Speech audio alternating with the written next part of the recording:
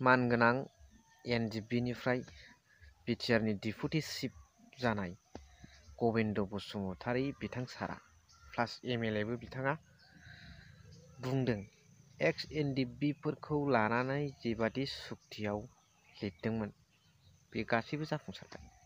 नोंमारगौफा बे खोथाया जाफुंसारमारबाय आरो जाय कनभिक्टेड जाखांनाय सिगाङावनो बेखौ सुक्तिनि गेजेरजों मालाबाबो बख'नो हाया कर्टनि गेजेरजोंसो।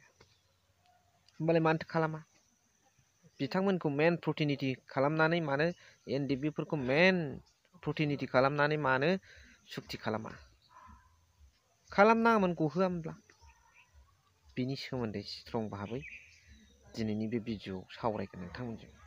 हेल' everyone once again welcome back to the channel. दिनैनि गोदान भिडिअ'आव नोंथां बयखौबो गोसो गोथारै बरायदों लोगोसे आसा खालामो इसोरनि अननायाव नोंथां बयबो मोजां दं। बिपिएफनि सासे दैदेनगिरिया सुइजारलेण्ड प्रमद बर'नि जे मिशन एन्ड भिजन बिटिआरखौ जे सुइजारलेण्ड बानायनायनि सिमां बेखौ लानानै माबादि गोख्रों रावजों सोंखारिदों आरो बे खोथाया प्रमद बर'नि थाखाय बेसेबां लाजिथाव बेखौ आङो जोबनाय फारसे हैगोन उइथ प्रुफ। बिनि सिगां जोंहा एक्स एनडिबि आदामोनखौ लानानै गबिन्द बसुमतारी सारा जिबादि बाइट होदों बेखौ सावरायनांगौ। सुक्तियाव एक्स एनडिबि आदामोनखौ लानानै जे सावरायनाय जादों बा लिरनानै लाबोनाय जादों बिटिआर एग्रिमेन्टआव बे फ्राय जाफुंबायनो।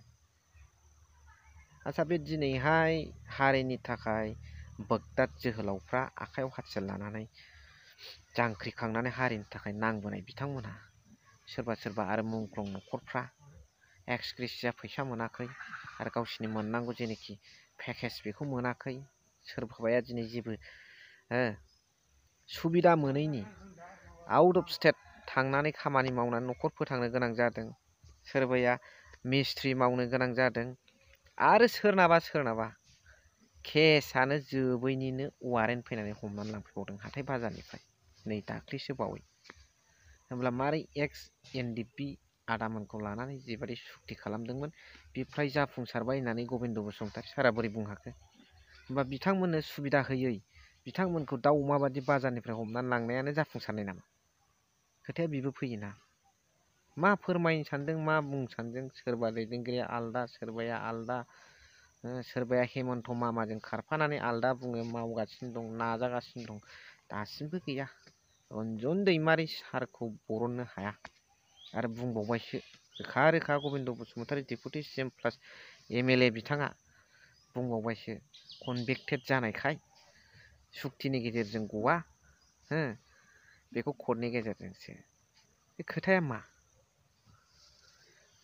एनडिबि बिथांमोनखौ लानानैनो मोनब्रै फ्रेक्सनजों सावरायलायनानैनो सुक्ति खालामबायलाय आरो मा गवा? बैहा केस जाग्रोखायजों खोथा गैया। जे सुक्तिखौ खालामबाय सुक्तिनि एमअएसआव सोनांगौ बेजों गवा नङा बेजोंनो गहोथारनांगौ। सागानगिरि हिसाबै रन्जन दैमारि सार आरो more than 60 मेम्बार्स अफ द एनडिबि बिथांमोनखौबो गहोथारनांगौ। ओइ बिटिआर सुक्तिर द्वारा সকলো এনডিবি কেডার্স জেলৰ পৰা মুকলি হোৱাটো আমাৰ ৰাইজসকলে বিচাৰিছে। এইবোৰ কামবিলাক অতি সোনকালে হ'ব লাগে কিন্তু প্ৰমোদ বড়ো ডাঙৰীয়া ইচ্ছাই নাই। এইবোৰ কামবিলাক কৰাৰ কাৰণে ইচ্ছাই নাই। আমি কি ক'ব? जों मा बुंगोन? इच्छायानो गैयाब्ला प्रमोद बर' सारा आरो बे खोथाखौ लानानै नोंथांमोना मा कमेन्ट होयो आंनो कमेन्ट सेक्सनाव लिरनानै हरबानो जाबाय। लोगोसे दिनै सुइजारलेण्डखौ लानानै बिपिएफनि सासे दैदेनगिरिया मा बुंदों नोंथांमोना जोबजासिम खोनासंलांदो भिडिअखौ इन्टारेस्टबो मोनगोन। प्रमोद बर'नि फारसे लाजिथावबो बियो नायलांबानो जाबाय। মনোগাঁৱত কোনো দল নাই আমাৰ বিপিএফ দলক সন্মুখীন হ'বৰ কাৰণে কোনো দল নাই। ইমান দলে আহক আমাৰ বিপিএফ দলক হাৰাবৰ কাৰণে বা আমাৰ কিবা কাৰণে কোনো দল নাই। আমাৰ বনগাঁও সমষ্টিত কাৰো শক্তি নাই। মই এইটো খাটাং কৈ আছো আৰু বাৰে কথা কৈ আছো। এই কাৰ্যসূচীত আমাৰ ডিষ্ট্ৰিক্টৰ প্ৰেচিডেণ্ট ছেক্ৰেটাৰীৰ লগত আমাৰ সন্মানীয় এক্স মিনিষ্টাৰ প্ৰমীলা ৰাণী বাইদেউ লগত আমাৰ পিএমবিৰ বডি আমাৰ মালতী ৰাণী বাইদেউ আৰু বহুত এক্সিকিউটিভ ডিষ্ট্ৰিক্টৰ চেণ্ট্ৰেলৰ মানুহকেইটা আছে এগুলোত আমি আজি দাখিল কৰিলোঁ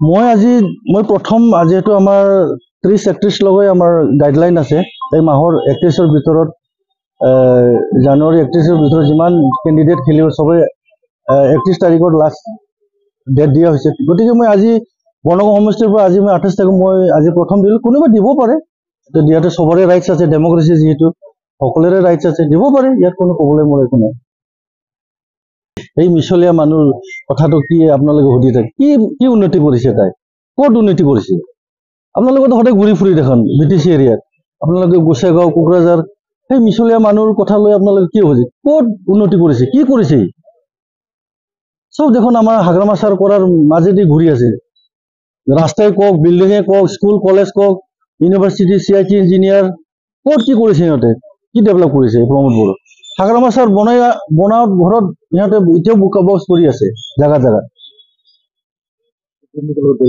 হা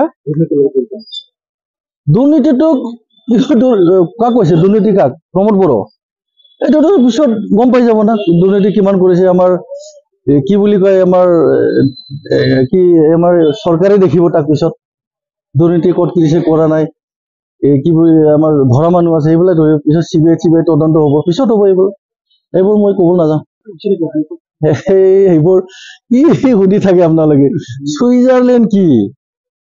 ছুইজাৰলেণ্ড কথাটো বাদ দিয়ক কি এটা ভাল অনুষ্ঠান কৰিব পৰা নাই আজিলৈকে ছুইজাৰলেণ্ডটো দেখা নাই আমিতো দেখা সদায় ফেচবুকত চাই থাকো ছুইজাৰলেণ্ড বনাইছে নেকি আজিলৈকে দেখোন এই ৰাস্তাই আছে সেই আছে ক'ত কি আছে ছুইজাৰলেণ্ড কথাটো বাদ দিয়ক ইয়াৰ এই ছুইজাৰলেণ্ড কথা মুখত আনি মানুহ ভোট টানা মুখত মিঠা কৈ মানুহ ভোট টানা সেই পলিচি তাৰ বেলেগ একো নাই ছুইজাৰলেণ্ড কথাটো ইণ্ডিয়াত ছুইজাৰলেণ্ড বনাব নেকি ইণ্ডিয়াত বনাব পৰা নাই ছুইজাৰলেণ্ডে BTC ছুইজাৰলেণ্ড বনাব ক'ত ছুইজাৰলেণ্ড আছে ইণ্ডিয়াত মিছামিছি কথা এই মানুহ মানে একেবাৰে মিছলীয়া কথা কৈ মানুহ টানাহে বুদ্ধি তাৰ বেলেগ কোনো বুদ্ধি নাই মানে সবেইতো আপোনালোকে জানে এতিয়া কিমান মিছলীয়া কথা কৈ পেলাই কি আৰু এতিয়া বোলে এদিনাখন কল চাকৰি জবটো বোলে অকল চাকৰি নহয় আমাৰ মানুহে বুজি নাপায় অকল সিয়ে বুজি পায় মানে জবটো বোলে ঘৰে চাকৰি দিম দিয়াটো বেলেগ আৰু কি প্ৰাইভেট চাকৰি কিবা চাকৰি ঘৰে চাকৰি দিব পাৰিছে তাই এইটো বোলে আমাৰ মানুহে বুজিব BPFৰ মানুহ বোলে জব বস্তুটো বুজি নাপায়